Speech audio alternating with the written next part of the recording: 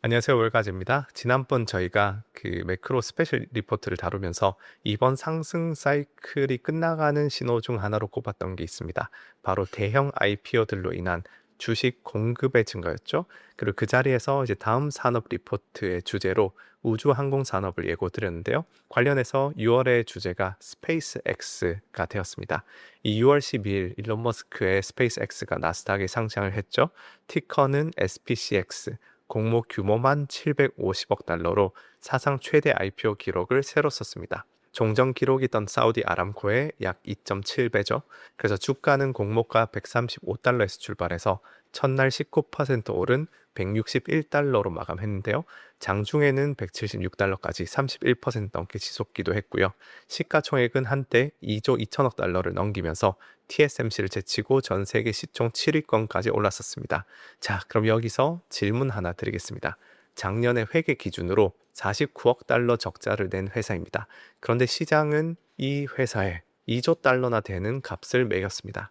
이게 과연 투자자들의 꿈일까요? 아니면 현실로 이루어질까요? 그래서 지난주 상장한 이 스페이스 X의 S1 보고서를 한 장씩 뜯어본 저희 이번 산업 딥다이브 리포트의 제목이 바로 스페이스 X, 꿈인가 현실인가입니다. 그래서 오늘은 이 리포트를 따라가면서 그 2조 달러짜리 질문에 답할 분석 틀을 함께 세워보겠습니다. 그래서 본격적으로 들어가기 전에 채널을 처음 찾아주신 분들을 위해서 짧게 소개를 드리겠습니다. 저희 팀이 운영하는 이 벨리 AI는 건전하고 진지하게 그 투자에 접근한 개인 투자자분들이 함께 공부하고 이런 다양한 분석 기능들을 쓰면서 종목을 깊이 있게 토론하는 공간인데요. 가볍게 이런 콘텐츠를 즐기는 벨리 베이직 플랜과 제대로 투자 공부를 시작하기 위한 벨리 엑스퍼트 프로그램이 있습니다. 이 벨리 엑스퍼트 프로그램에서는 12개월 동안 기업 산업 매크로에 대한 심도 있는 내용을 담은 강의 7가지를 제가 이런 식으로 진도도 체크하고 숙제도 함께 내드리면서 공부를 하게 되는데요. 단순히 이론 공부만 하는 게 아니고 현재의 시황이나 매크로나 그런 산업과 연계해서 같이 시황을 살펴보면서 배운 내용도 적용하고 그렇게 멘토링 세션을 진행하고 있습니다. 그리고 이런 공부들이 단순히 그런 이론적인 공부에만 그치지 않도록 공부한 내용을 바로 실전에 활용하실 수 있도록 40가지가 넘는 그런 기능들에 대해서 이런 액세스가 다 주어집니다. 거기에 더해서 이번 달부터는 매월 2종류의 스페셜 리포트를 발행하는데요. 하나는 지난번에 다뤘던 매크로 월간 리포트고 다른 하나가 오늘 보실 산업 딥다이브 리포트인데 원래 스페셜 리포트는 엑스퍼트 참가자에게만 공개되지만 이번이 첫 요 산업 리포트인 만큼 영상으로도 다뤄보기로 하였습니다. 그래서 이번 6월호 주제는 바로 스페이스X인데 리포트는 사업 개요부터 우주 통신 AI 미래 신사업 그리고 재무까지 7개 챕터로 구성되어 있습니다. 그리고 오늘 영상은 이 전체를 한 줄로 꿰는 하나의 질문, 과연 이 밸류에이션이 정당한가, 이 기업 가치가 정당한가를 따라서 핵심을 추려갈 테니까 더 깊은 내용에 관심 있으신 분들은 고정 댓글에 링크로 엑스퍼트 프로그램을 참고해 보시면 투자에 큰 도움이 되시리라 생각합니다. 자, 그럼 가장 먼저 시장이 매긴 그 밸류부터 한번 들여다보겠습니다. 먼저 리포트의 5페이지를 가보시면은 요 작년 실적 기준으로 가치 배수를 계산해 두었습니다. 기업 가치를 매출로 나눈 EV 세일즈가 거의 89배에 달하죠. 이게 어느 정도냐면은 우리가 비싸다고 말하는 성장주들도 보통 매출의 한 열 몇 배, 많아야 수십 배의 선입니다. 이 89배, 거의 뭐 100배 가깝다는 거는 지금 버는 돈만으로는 도무지 설명이 안 되는 숫자라는 뜻이죠. 그래서 위쪽에 시총 순위표를 보시면은 이 회사가 단숨에 이 브로드컴, 그러니까 테슬라급 덩치로 올라갔다는 것도 확인하실 수가 있고요. 게다가 시장에 풀린 물량 자체가 극도로 적습니다. 이번에 공모된 물량은 전체 주식의 단 4%대였습니다.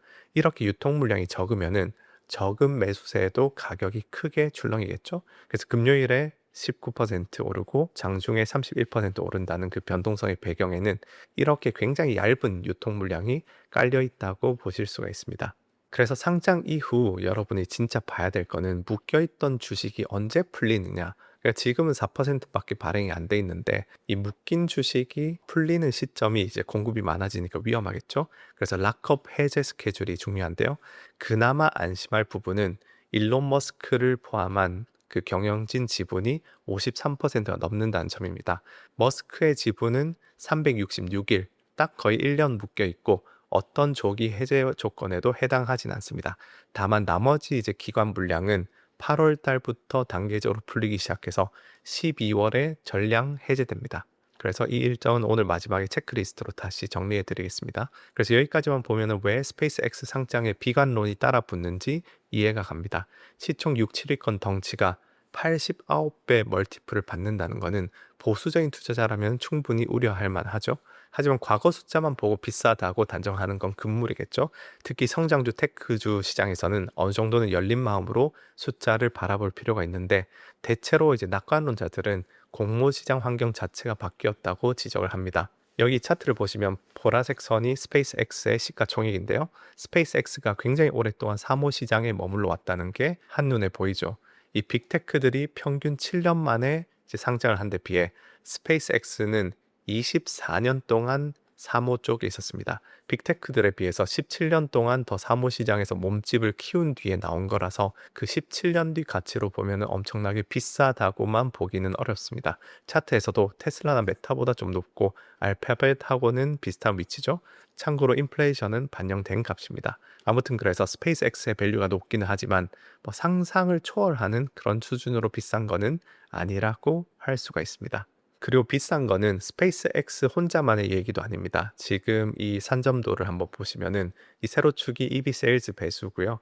이 가로축이 매출 규모인데 오른쪽 위에 있는 다이아몬드가 이제 스페이스X입니다. 그러니까 매출도 크고 지금 그 배수, 밸류에이션 배수도 높죠. 근데 그 위에 100배 안팎의 떡하니 있는 삼각형이 보이시나요? 바로 상업 우주 발사 시장의 거의 유일한 경쟁자인 로켓랩입니다. 반대로 뭐 비아셋이나 유텔셋 같은 전통 위성 통신 기업들은 한창 아래에 깔려 있고요. 그러니까 시장은 지금 우주로 물건을 싸게 쏠 수 있는 기업 한테만 프리미엄을 몰아주고 있다는 뜻입니다. 이 스페이스X의 밸류에이션이 유례 없이 혼자 튀는 거는 아니라는 뜻이죠. 그렇기 때문에 이 값이 이제 정당한지를 따지려면은 질문을 바꿔야 합니다. 스페이스X는 도대체 뭘로 돈을 버는가? 여기서부터가 이 리포트의 진짜 시작입니다. 그래서 이렇게 쭉쭉 넘어가서 리포트의 13페이지를 한번 보시면은 사업부별 실적이 나옵니다. 스페이스X의 사업은 크게 우주, 통신, AI 셋으로 나뉘는데요. 의외인 거는 회사 이름값을 하는 우주 사업의 매출이 그리 크지 않다는 점입니다. 작년 우주 사업 매출은 약 41억 달러, 통신 사업의 114억 달러에 한참 못 미칩니다. 어저스트 EBITDA로 보더라도 우주 사업은 통신 사업에 비해서는 미미하다는 것을 확인할 수 있는데요. 순수하게 재무적으로는 통신 사업에서 벌고 있고 우주 사업은 의외로 곁다리 아니냐 이렇게 생각하실 수 있습니다. 그리고 어디에 투자를 제일 많이 하고 있느냐의 관점으로 보더라도 메인은 우주 사업이 아닌 AI 산업입니다. 요 아래 사업부별 자본적 지출을 보시면은 압도적으로 AI 사업이 차지하고 있는 비중이 높죠. 회계연도 기준으로 24-25년에는 절반 이상이 AI에 들어갔고 올해 1분기에는 거의 80% 가까이 AI 지출입니다. 그런데 이런 재무지표만 보고 우주는 별로 안 중요하네 하면은 함정이겠죠. 우주 사업은 스타링크 위성을 배치한다든지 하면서 나중에 AI 컴퓨팅 인프라를 우주로 확장하기 위한 기반 인프라 역할을 하거든요.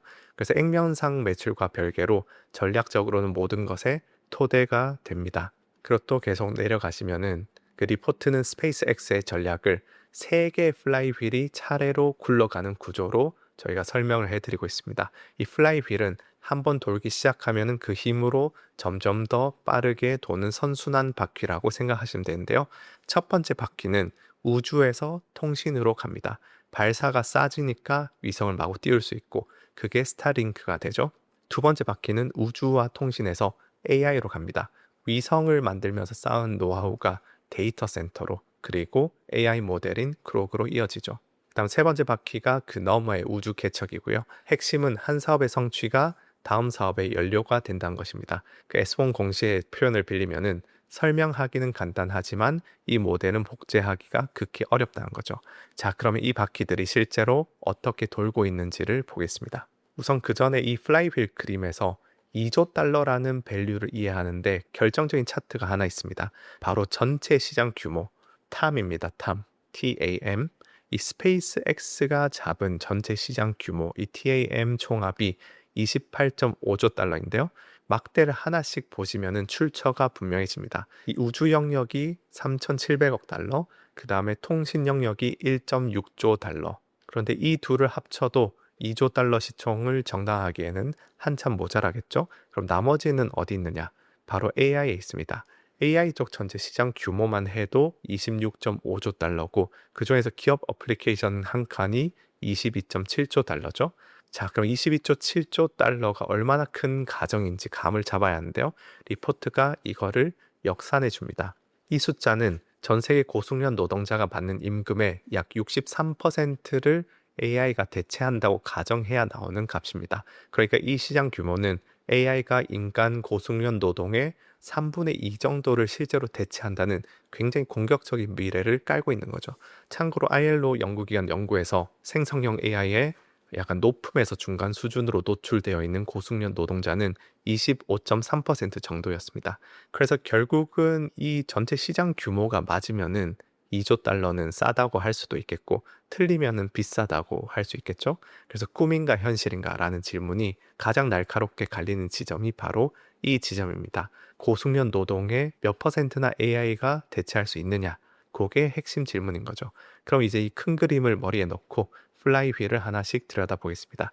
가장 기저에 있는 우주부터 보겠습니다. 19페이지 여기 스페이스 X의 어떤 우주 사업 부문에서 가장 압도적인 차별점이라고 한다면은 일단 발사 단가입니다.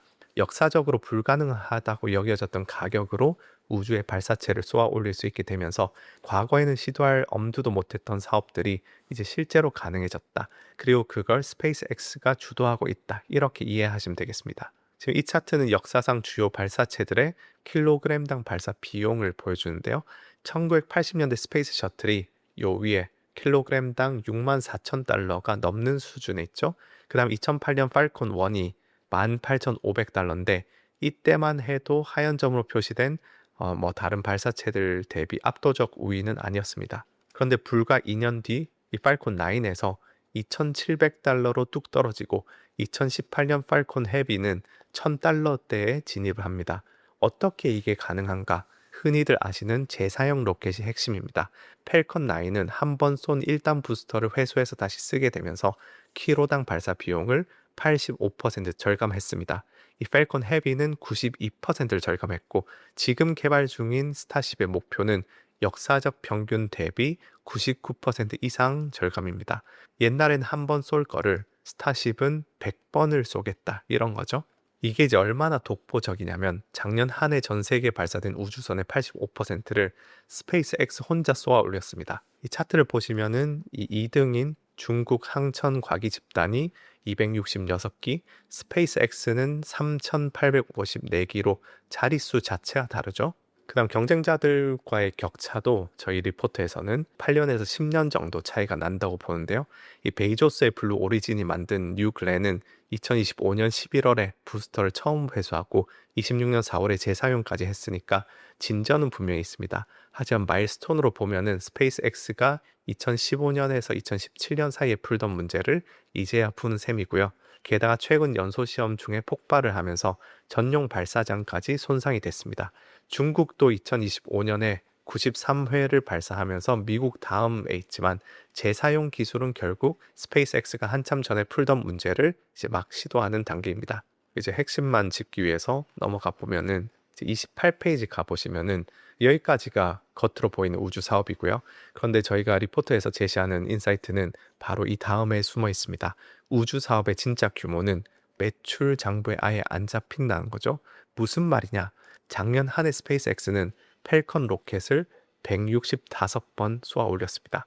근데 그 중에서 122번이 외부 고객이 아니라 자사 스타링크 위성을 띄우기 위한 내부 발사였습니다. 외부 고객 발사는 43번 뿐이었죠. 그래서 이런 내부 발사는 매출로 인식되지가 않습니다.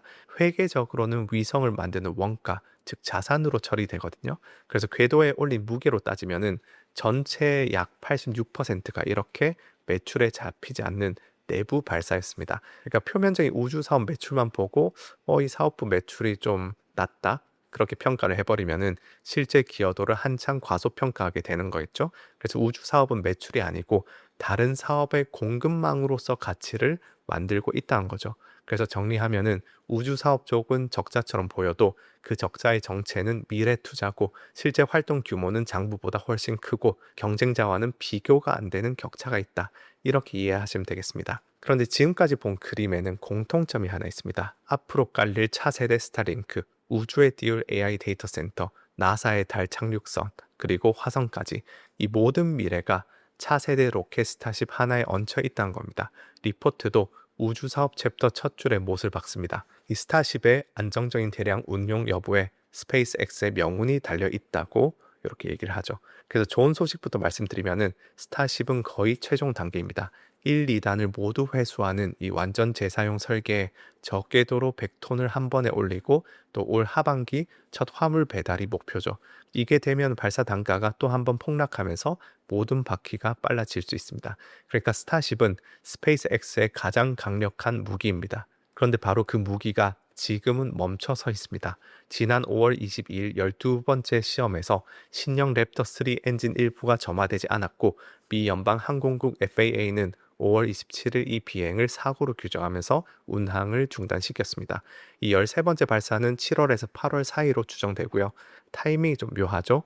사상 최대 IPO를 코앞에 두고 명운이 걸린 로켓이 발이 묶인 겁니다. 문제는 이 지연이 바로 돈줄과 연결된다는 건데 그 이야기는 잠시 뒤 통신 사업에서 바로 확인이 됩니다. 일단 여기서는 이것만 기억하시면 됩니다. 스타쉽은 가장 강력한 무기인 동시에 가장 큰 단일 리스크다. 같은 동전의 양면이란 거죠. 그 다음 35페이지로 가보면은 통신 이야기가 나오는데 우주 다음으로 지금 가장 잘 굴러가는 플라이휠이라고 할 수 있는 통신 내용이 나옵니다. 지금 스페이스X에서 돈을 버는 사업은 사실상 여기 하나입니다. 스타링크 가입자는 1년 만에 440만 명에서 890만 명으로 올 1분기에는 1030만까지 늘었습니다. 연 성장률이 거의 100%죠. 매출은 50% 늘어서 114억 달러에 도달했고요. 영업이익률로 보면은 40% 정도 되는 알짜 사업입니다. 여기서 흥미로운 거는 가격 결정력입니다. 스페이스X는 지난 6월 18일부터 전방위적으로 요금을 올리기 시작했다고 하는데요. 일반 항공 조종사 요금은 월 50달러에서 250달러, 또 거기서 1000달러까지, 그리고 미국 국방부 드론 연결 비용은 대당 월 25,000달러로 5배를 올렸습니다. 이렇게 올려도 고객이 못 떠나는 이유는 매몰 비용입니다. 스타링크를 쓰려면 초기에 안테나를 구입하기 위한 가격을 먼저 별도로 지불해야 하는데 기업이나 정부 같은 대형 플레이어들은 이 초기 비용이 크게 들어갑니다. 그래서 스타링크 도입할 생각하고서 대대적으로 비용을 치른 상태에서는 스타링크 말고 다른 걸 쓸 수가 없다는 거죠. 예를 들어서 항공기용 장비는 한 대 15만 달러까지 들어간다고 하는데 이렇게 돈을 써놓은 이상 다른 서비스로 갈아탈 수가 없게 되는 거죠.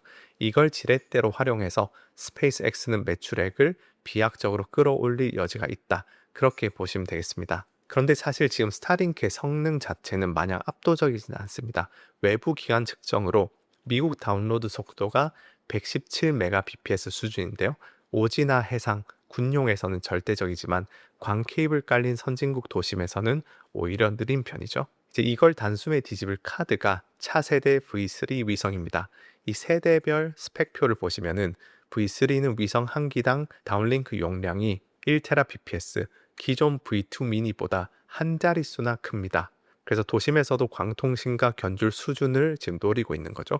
그런데 보시면은 발사체 칸에 스타쉽이라고 적혀 있습니다. 그러니까 V3는 오직 스타쉽으로만 올라갈 수 있는 거죠. 방금 제가 발이 묶였다고 한 그 로켓인데 이 통신의 다음 도약이 스타쉽에 직접 묶여 있다는 게 여기서 이제 드러나죠. 자, 그 다음 쭉쭉쭉 또 내려가 보시면은 이제 마지막으로 AI 이야기가 나오는데요. 그리고 여기서 스페이스X는 사실상 데이터 센터 회사로 변모하고 있습니다. 앞서 지금 스페이스X가 돈을 가장 많이 쏟는 것이 우주도 통신도 아닌 AI라고 말씀드렸죠. 현재 자본 지출은 주로 멤피스의 콜로서스 1, 2 데이터 센터를 짓는데 들어가고 있다고 하고요.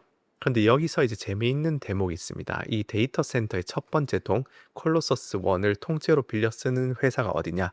바로 xAI의 경쟁자라고 할 수 있는 엔트로픽입니다. 엔트로픽은 2029년 5월까지 월 12억 5천만 달러, 총 400억 달러가 넘는 돈을 내고 이 데이터 센터를 빌리고 있다고 하고요. 원래 머스크는 엔트로픽을 미산트로픽이라고 부르며 조롱한 적이 있는데 직접 만나본 뒤에 엔트로픽에 대한 생각이 바뀌었다고 합니다. 그래서 호의적으로 딜이 진행이 됐고 AI가 인류에 해를 끼치면 컴퓨팅을 회수하겠다라는 단서 조항을 달고서 엔트로픽에게 데이터 센터를 임대해주고 있습니다. 그러니까 적과의 동침이라고도 할 수 있겠고요. 이 임대 수입은 이제 단기적으로는 든든한 현금원입니다. 다만 양측 모두 90일 사전 통보로 해지할 수 있기 때문에 완전한 고정 수입은 아니다. 그렇게 보실 수가 있겠습니다. 그리고 더 큰 그림이 있습니다. 스페이스X는 데이터 센터를 아예 우주로 올리려고 합니다. 그것도 시범용 몇 대가 아니고 산업 규모로 올리려고 하는데 이 S1의 그 야심의 크기가 드러납니다. 2020년대가 끝나기 전에 첫 모듈형 궤도 AI 컴퓨팅 쉘을 띄우고 컴퓨팅을 팔아서 수익화를 시작하겠다. 그리고 태양광 위성에 매년 100기가와트의 AI 컴퓨팅을 쏘아 올리겠다는 겁니다. 100기가와트면은 2025년 미국 전체 발전량의 약 5분의 1입니다. 이걸 위해서 연간 수천 번 발사하고 매년 약 100만 톤을 궤도로 올리겠다는 건데 지금 전 세계가 1년에 올리는 궤도 질량이 다 합쳐서 수천 톤 수준이라는 걸 생각하면은 그 수백 배를 혼자 하겠다는 얘기죠. 솔직히 듣고 나면은 이게 사업 계획인지 SF인지 헷갈릴 정도입니다. 그런데 여기서 짚어야 할 게 있습니다. 우주 데이터 센터가 스페이스X에 갖는 의미는 단순히 컴퓨팅을 더 확보한다 보다 큽니다. 저희가 리포트에서 짚은 그 핵심인데 크게 세 가지가 있습니다. 첫 번째는 발사 사업의 미래 수요를 만들어줍니다. 지금 상업 발사는 대부분 통신 위성인데 그 배치가 끝나고 나면은 우주 사업은 성장을 이어갈 새 수요가 필요하거든요. 근데 발사는 고정비가 큰 사업이라서 우주 데이터 센터로 기본 수요를 깔아두는 것만으로도 수익성에 도움이 됩니다. 그 다음 두 번째, 자체 칩 사업을 받쳐줍니다. 스페이스X는 엔비디아 의존을 줄이기 위해서 인텔과 손을 잡고 테라팹이라는 칩 사업을 차렸는데요. 상장 직전엔 머스크가 550억 달러 규모 칩 투자 계획까지 내놨습니다. 이런 칩 사업도 자본이 많이 드니까 우주위성이라는 안정적인 전용 수요처가 있으면 좋은 거죠. 그다음 세 번째로 스타링크의 약점을 보완합니다. 이 AI-1 위성에는 1테라 bps급 레이저 백본이 실려서 스타링크 위성과 직접 통신하는데 이 우주의 데이터를 지상 기지국을 거치지 않고 바로 받으니까 지연 시간에 유리하고 위성 간의 통신 부하도 나눠줄 수가 있습니다. 그러니까 우주 데이터 센터는 그 자체로 당장 돈이 안 되더라도 발사, 칩, 통신이라는 다른 바퀴들의 수요를 받쳐주는 장치라는 거죠. 자, 그럼 그 위성이 실제로 어떻게 생겼느냐? S1 공개 이후에 이 스페이스X가 AI-1이라는 첫 위성의 사양을 내놨는데요. 화면의 도면을 보시면은 날개 폭이 70m입니다. 보잉 737 한 대보다도 긴데요. 그 면적이 거의 다 태양광 패널이고 위성 한 대가 최대 150kW, 평균 120kW의 연산 전력을 뽑습니다. 특이한 거는 이 가운데 컴퓨팅 모델을 교체 가능하게 설계했다는 점인데 칩 세대가 바뀌어도 본체는 재활용하겠다는 거죠. 그 다음 양옆으로 펼쳐지는 게 110제곱미터짜리 액체 냉각 라디에이터고요. 이 프로토타입 2기를 2027년 초에 쏠 계획입니다. 그런데 바로 이 라디에이터가 회의론의 핵심입니다. 스페이스X 스스로도 리스크 팩터 섹션에 궤도 AI 컴퓨팅은 누구도 해본 적 없는 일이라고 적어뒀다고 하는데요. 지상에서는 공기나 물로 열을 식히지만 우주는 매질이 없어서 오직 복사로만 열을 버려야 합니다. 문제는 이 AI-1의 라디에이터 사양을 슈테판 볼츠만 법칙에 넣고 계산해 보면은 표면 온도가 약 71도는 돼야지 그만큼의 열이 빠진다는 거죠. 지상 데이터 센터 냉각수가 40도 수준인데 한참 뜨겁죠. 그리고 칩은 뜨거울수록 다루기 까다롭고요. 그래서 우주 데이터 센터가 아직은 기술적으로 해결해야 하는 과제들이 많다는 것이 중론입니다. 그리고 결정적으로 이 청사진도 결국은 스타쉽에 묶여 있습니다. 가뜩이나 아까 전에 V3 통신 위성 발사 수요도 빠듯한데 이 거대한 데이터 센터 위성까지 대량으로 쏘기 위해서는 탑재량이 2배인 스타쉽 V4가 제때 나와줘야 하거든요. 그러면 스타쉽 없이 지금의 펠콘 9으로 올리면 안 되나 싶은데 무게는 몰라도 부피가 안 됩니다. 이 펠콘 9의 페어링 직경이 4.6m라서 날개폭 70m짜리 위성을 접어서 넣을 수 있을지조차 불분명하거든요. 결국 이 우주 데이터 센터라는 꿈도 스타쉽이 날아야 비로소 시작된 셈이라고 할 수 있습니다. 이 스페이스X 사업의 전반이 스타쉽에 걸려 있는 게 많다. 그렇게 이해하시면 될 것 같고요. 자, 그래서 인프라는 이렇게 세계 최고 수준으로 깔고 있는데 정작 그 위에서 돌릴 AI 모델 그록은 어떨까요? 솔직히 아직 꽤 약합니다. 2026년 6월 기준 최신 그록 4.3은 요 인공 분석 지능 지수에서 53점, 12위에 머물고 있습니다. 미국 사용자의 점유율도 17.8%로 챗GPT나 제미나이에 밀리고 LLM 매출 점유율로 보면은 한 자릿수 초반에 불과하고요. 그러니까 토대와 인프라는 압도적인데 그 위에서 돌릴 모델의 경쟁력은 아직 따라오지 못한 상태. 이게 AI 플라이휠, 더 나아가 2조 달러 밸류에이션의 물음표 중 하나입니다. 그래서 여기까지 보면은 궁금하실 분들도 있을 것 같습니다. 이 통신 빼고는 다 적자고 자본 지출은 어마어마한데 이 회사가 그걸 버틸 체력은 되느냐? 다행히 이번 IPO가 그 답이 됩니다. 이번 상장으로 스페이스X는 약 900억 달러의 현금을 확보했습니다. 작년 잉여 현금 흐름이 마이너스 150억 달러, 올 1분기에만 마이너스 90억 달러가 났는데요. 앞으로 연평균 마이너스 300억 달러씩 태운다고 가정하면 대략 3년치 실탄을 쥔 셈이죠. 이외에도 XAI 인수, 또 브릿지론을 통해서 차입금을 정비하고 자기 자본을 확충했고, 또 1분기 기준으로 차입금 비율이 28%까지 하락한다고 합니다. 그래서 여기 차트를 보시면 IPO가 반영되면서 녹색 막대로 표시된 자기 자본은 급증하고 동시에 노란 선으로 표시된 차입금 비율이 급락하는 게 보이죠. 그래서 스타쉽 대량 양산 및 콜로서스2 건설, 위성 생산과 같은 자본적 지출 비용을 조달하는데 당분간 재정적인 문제는 없다. 그렇게 보실 수 있고요. 그래서 리포트의 결론은 이렇습니다. 스타쉽 연구 개발이 마무리되고 통신 사업에서 모멘텀이 붙으면은 그 이후에는 스스로 굴러갈 체력이 생긴다. 다만 단서가 붙죠. 만약에 AI 데이터 센터를 예상보다 더 공격적으로 짓거나 위성 발사에 차질이 생기면은 2년 안에 추가 유상증자가 논의될 수가 있습니다. 테슬라와의 합병 가능성까지 거론되고요. 자, 그래서 스페이스X를 보고 어떻게 접근해야 하느냐. 추상적인 전망 대신에 앞으로 지켜볼 지표를 6가지로 압축해 드리겠습니다. 첫째, 스타쉽 13번째 발사와 FAA 운항 재개 시점. 이게 모든 미래 사업의 출발 신호입니다. 둘째, 스타링크 V3 위성의 첫 배치가 일정대로 순조롭게 이루어질지 여부가 있겠고요. 셋째, 가입자 수와 ARPU, 그러니까 연매출의 줄다리기.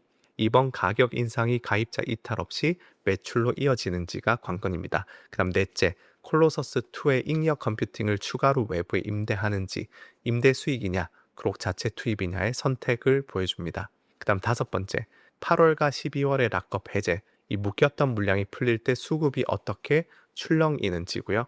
그 다음 여섯 번째, MSCI 조기 편입에 따른 인덱스 수요, 오늘부터 편입이 시작되는데 4%라는 얇은 유통 물량을 이 수동적 매수세가 얼마나 떠받치는지가 단기 변동성을 좌우합니다. 근데 여기서 한 가지 분명히 짚고 넘어가겠습니다. 오늘 내용은 특정 종목의 매수나 매도를 권유하는 것이 아니라 한 회사를 입체적으로 이해하기 위한 분석 틀입니다. 판단은 늘 각자의 몫이겠죠. 자, 그래서 저희가 이 레포트를 이제 지난주에 IPO 되기 전에 올렸었는데 이제 영상을 정리해 보겠습니다. 영상 처음에 우리는 질문 하나를 던졌습니다. 작년에 49억 달러 적자를 낸 회사에 시장이 2조 달러나 매겼다. 이게 꿈인가 현실인가? 현실은 분명히 있습니다. 통신이라는 알짜 캐시카우가 매년 가입자를 2배로 늘리면서 돈을 벌고 있고 전 세계 발사의 85%를 가져가는 압도적인 우위는 누구도 흉내내지 못합니다. 매출에 잡히지 않는 그 86% 내부 활동까지 합치면은 이 회사의 토대는 장부보다는 훨씬 더 단단합니다. 그런데 분명히 꿈도 섞여 있습니다. 2조 달러라는 값을 채우기 위해서는 AI가 고속력 노동의 거의 3분의 2를 대체한다는 그 거대한 가정이, 그리고 우주에 띄우는 데이터 센터가, 그리고 아직 12위에 머무는 그 그록이, 그리고 화성이 현실이 돼야 됩니다. 그리고 그 꿈의 상당 부분이 지금 발이 묶여 있는 단 하나의 로켓 위에 얹혀 있죠. 그래서 스페이스X는 통신이라는 현실이 AI와 우주라는 꿈을 떠받치는 구조면서 동시에 한 축이 정체되면은 모든 바퀴가 함께 멈출 수도 있는 회사입니다. 그래서 리포트의 마지막 문장이 이 양면을 정확히 담고 있는데요. 규모는 성숙 기업인데 사업과 재무는 아직 초기 기업의 얼굴을 하고 있어서 가치를 가늠하기가 어렵다는 겁니다.